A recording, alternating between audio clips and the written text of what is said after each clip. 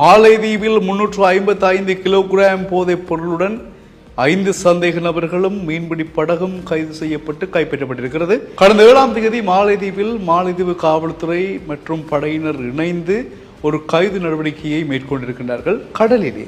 மாலைதீவு கடலில் அவிஷ்கபுத்தா என்கின்ற மீன்பிடி படகு ஒன்று வலம் பெறுவதாக அறிந்து உடனடியாக அது தொடர்பாக தேடுதல்களும் சுற்றி வளைப்புகளும் மேற்கொள்ளப்பட்டது.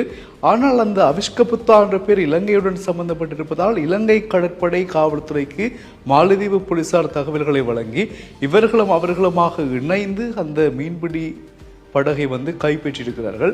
அந்த படகுக்குள் 355 கிலோகிராம் போதைப் பொருள் இருந்ததாக சொல்லப்படுகிறது. அது மட்டுமில்லாமல் 5 பேர் இருந்திருக்கின்றார்கள். அவர்களையும் கைது செய்து இப்பொழுது விசாரணைகள் ஆரம்பிக்கப்பட்டிருக்கிறது.